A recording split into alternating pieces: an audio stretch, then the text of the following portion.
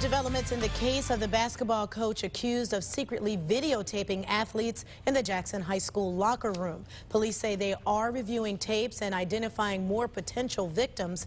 Coach Scott Studer is still in jail tonight.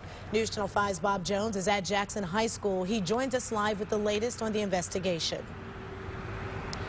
Well, Danita, 14 more Jackson High School athletes were identified on the videos today, bringing the total to 38 boys. Tonight, the police chief says the former basketball coach is facing 8 criminal counts for now, but he could face many more charges, separate charges for each image that was discovered.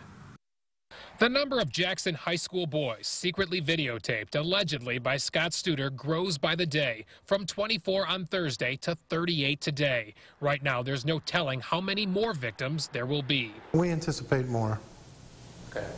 How many more? Yeah, it's going to be difficult to say. Chief David Zink says his detectives are reviewing the disturbing videos on a computer and using team rosters and yearbook photos to identify the boys. Zink says Studer, a former freshman basketball coach, admitted he hid the cameras in a varsity locker room and pointed them towards the showers over an 8-year period. As police identify the victims, their parents are getting phone calls. There are those that are emotional, and others thinking that, my son participated within these years.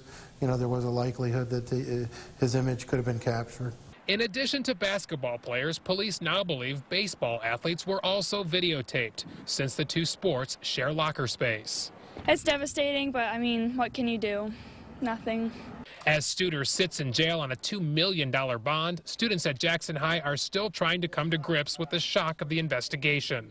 Everybody is doing a pretty good job keeping quiet, about stuff and gossip and everything, but it's still being talked about a lot. Some residents say the community is trying to heal following the startling charges against a coach trusted by kids, but it'll take a while.